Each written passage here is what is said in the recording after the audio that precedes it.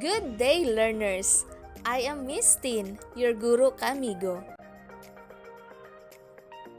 Welcome to another fun and exciting learning with me. Our lesson for today is all about restating sentences and summarizing information from various text types.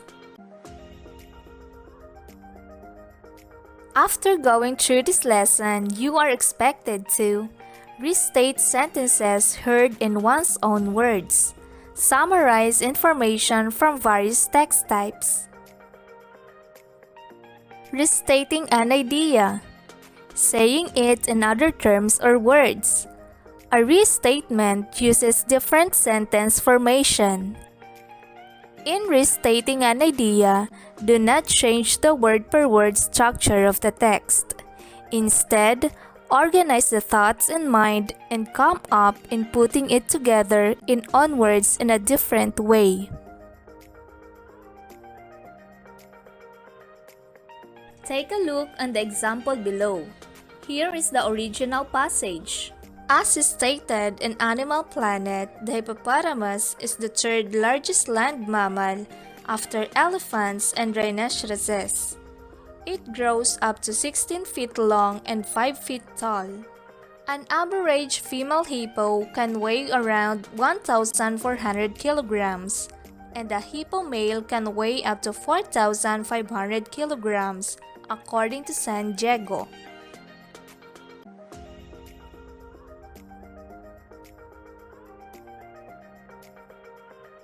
Now, if we are going to restate the passage in our own words, it goes like this.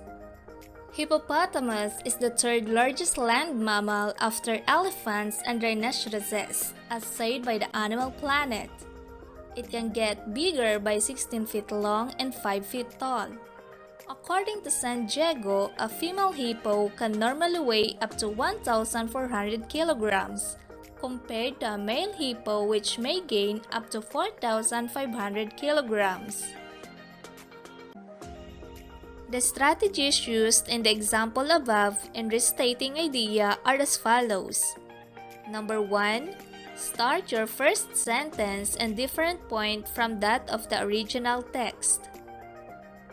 In the example shown above, notice that we started by introducing the topic, then followed by the supporting statements of the topic.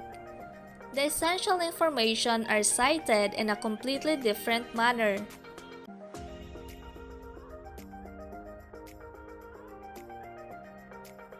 Number 2. Use synonyms. Synonyms are words or phrases with the same meaning. In the example above, observe the use of synonyms. You can also use a thesaurus as your reference in finding synonyms of a word. However, don't overdo. The use of some of the same words as the original text is still acceptable. Number 3. Modify the sentence structure. For instance, if the sentence was originally in the active voice, change it to passive voice. An active voice is when a sentence is led by the subject or the thing doing the action. When the object or the thing receiving the action leads the sentence, that sentence is written in the passive voice.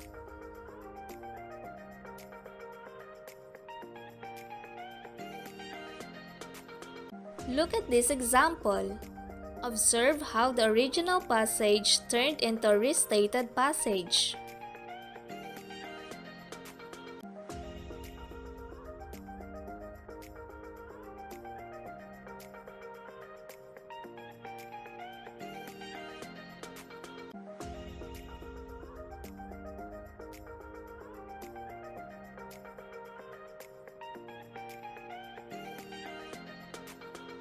Number 4. Classify the information and have it in separate sentences. Although restating sentences will usually result in a word count about the same as the original text, you may try to consider the number of sentences to make the text different. In the example above, one long sentence was divided into two. The opposite could also be the case. For instance, if the original text is composed of two sentences, you may combine the information into one.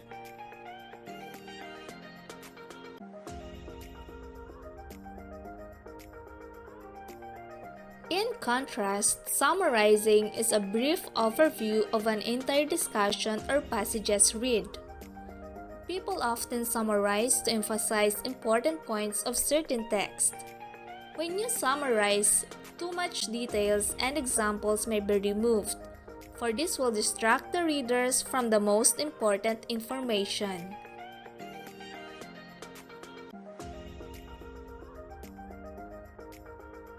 The chart below can be used to summarize the essential ideas of a passage. First, look for the main idea, and then write at least 3 supporting details about the main idea.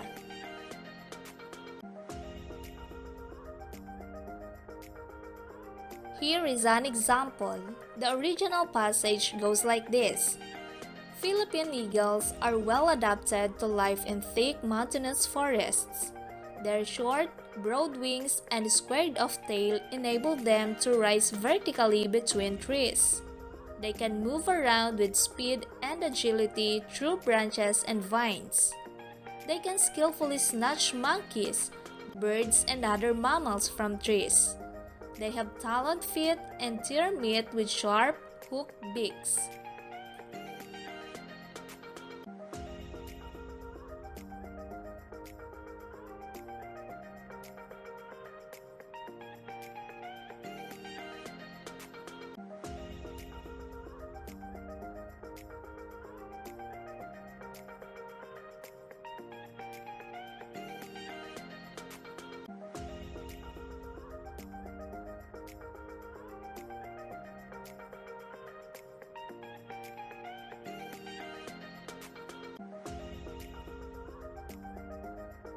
After noting the important points, summarize the original passage.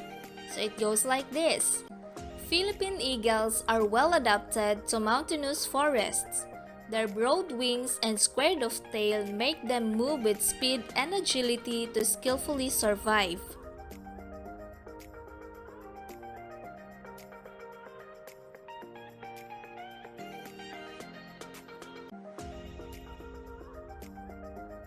A clearer picture between the two skills is shown on the table below. In restating, you are saying the same idea but with your own words. While in summarizing, you are telling the important points of a passage. You can choose how much to restate, but in summarizing, you must include important ideas. Also, in restating, you are clarifying the statement, while in summarizing, you are compressing the statement.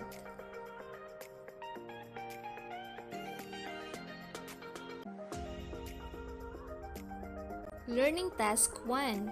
Restate the following sentences in own words. Write the answers on a paper or notebook. Number 1. The space shuttle has a robot arm. It helps move things into and out of the shuttle. It can also hold an astronaut who is working in space. Mars rovers are robots. They drive around on the land.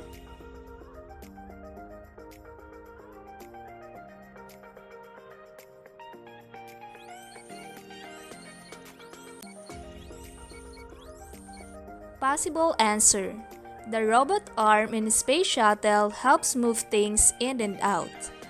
Astronaut who is working in space can be carried by this, and when on land, it can drive you around.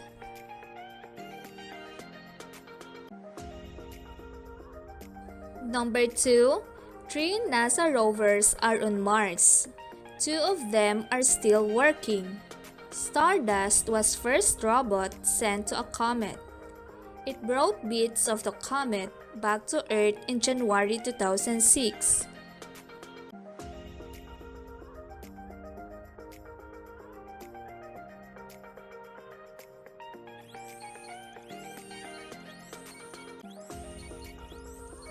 Possible answer.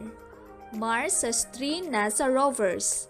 The first robot sent to a comet was Stardust. In January 2006, Stardust brought bits of comet back to Earth.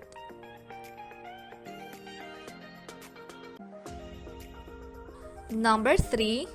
In the past, robots had helped NASA to explore. Today, they are still significant to NASA.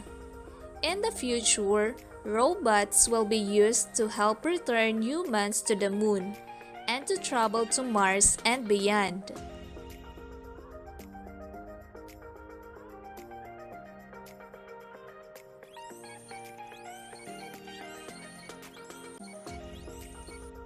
Possible answer.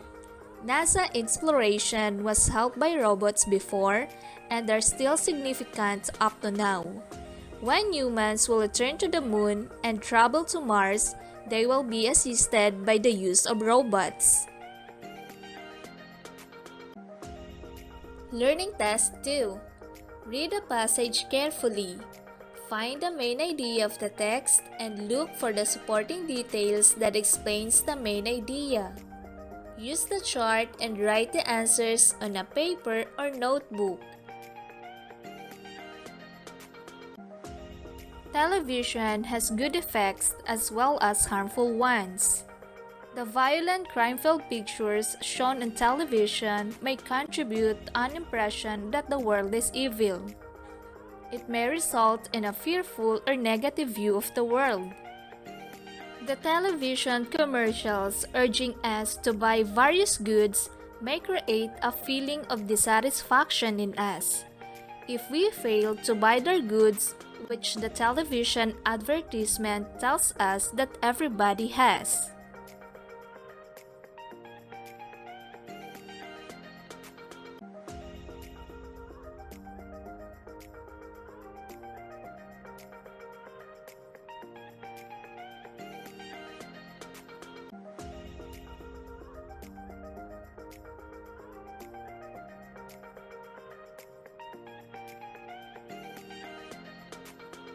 It's time to check your answers. The main idea is television has good and harmful effects. The supporting details are violent crime-filled pictures, fearful or negative view, feeling of dissatisfaction. The summary of the passage goes like this. Television has good and harmful effects. The violent crime-filled pictures may result a fearful or negative view and may create a feeling of dissatisfaction in us.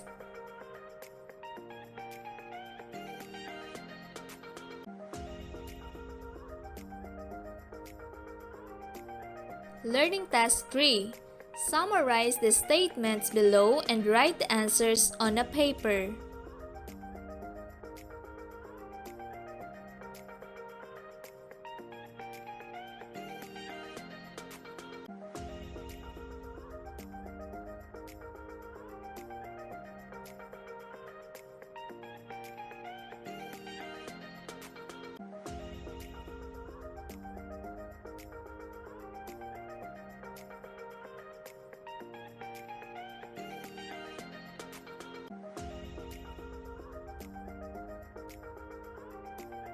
Possible answer.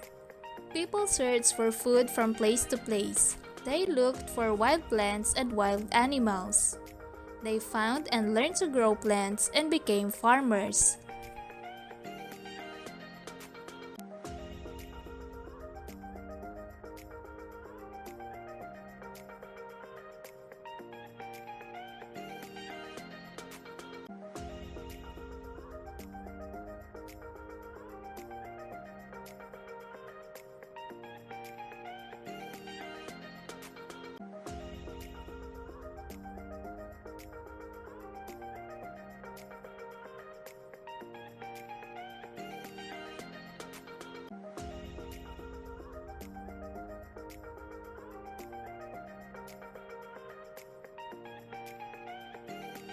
The possible answer would be, it was quite wasteful when you scatter the seeds on the ground.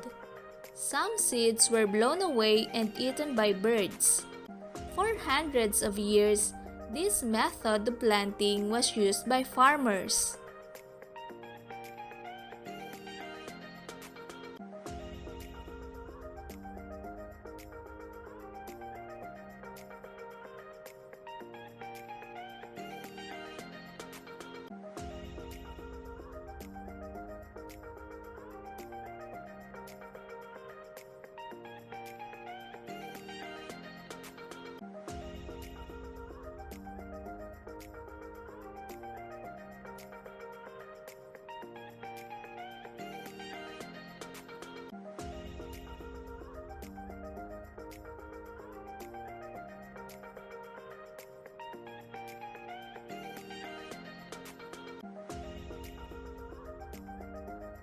The possible answer would be Philippine eagles are well adapted to mountainous forests. Their broad wings and square of tail make them move with speed and agility to skillfully survive.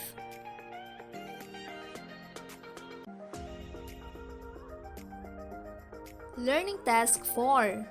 Read a passage and restate the text in own words. Write your answers in your notebook.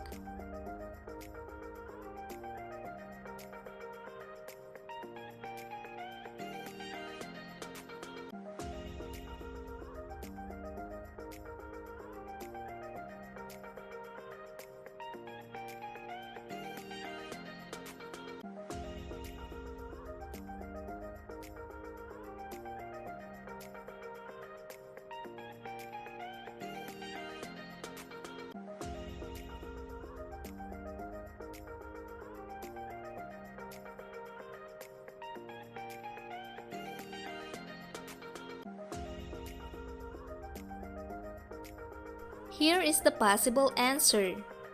The state of weather in a place over a long period of time is called climate. It changed over time in Earth's history. The changes in the amount of energy from the sun may result to climate change. Temperatures are gradually rising around the world as discovered by scientists.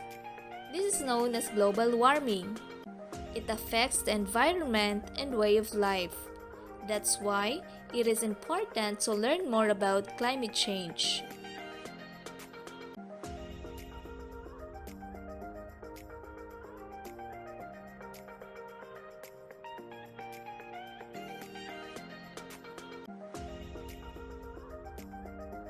Learning Task 5. Read the article carefully. Then, answer the questions that follow.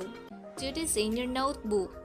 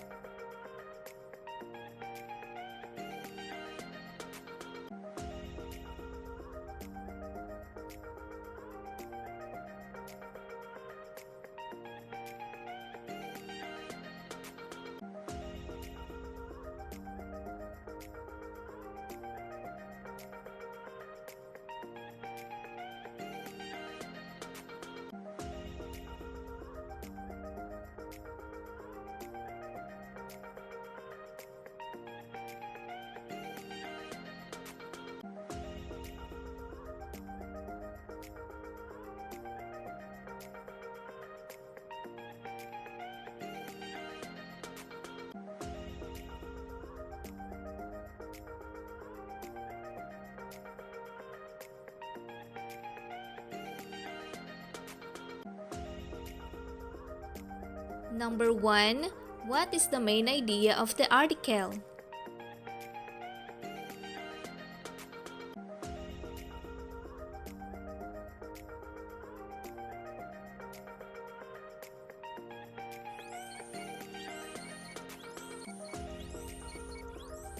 Very good. The answer is print and non-print sources of information. Number 2. What are the two sources of technology to gather information?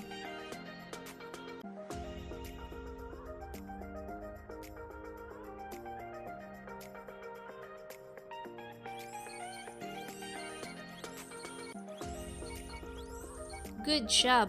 print and non-print.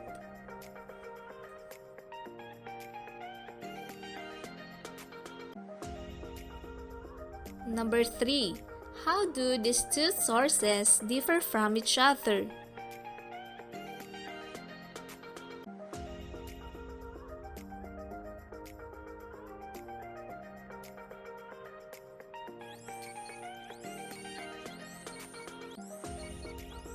Print materials refer to all paper publications in printed form, while non-print materials are those that have special formats.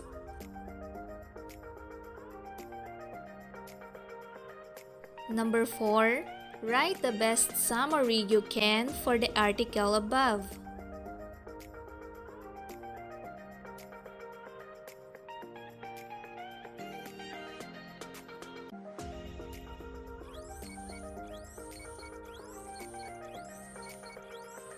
The possible answer would be, the sources of information include both print and non-print materials.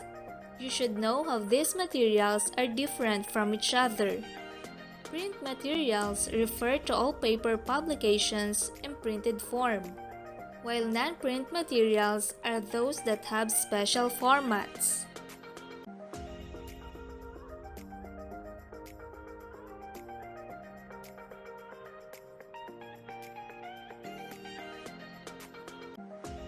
To test your understanding about the lesson, read the passage carefully. Use the chart learned in getting the important points of the text and write the summary. Answer this activity in your notebook.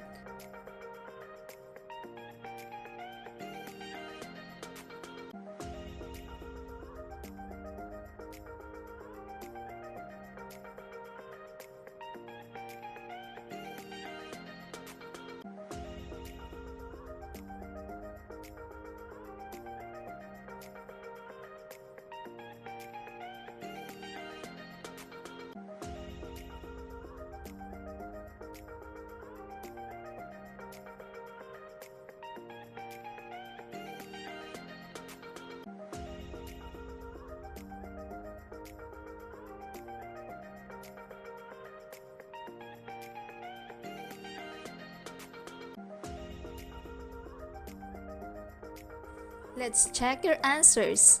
The main idea is, water shortage is a serious problem in the city.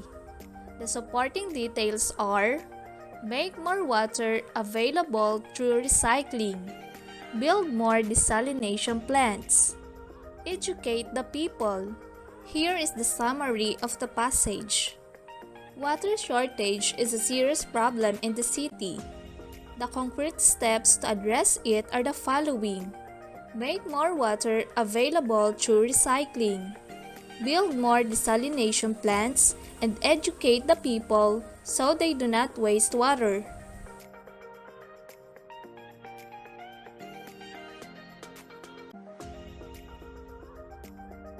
For the final part of this video lesson, in your notebook, write your personal insights about the lesson using the prompts below.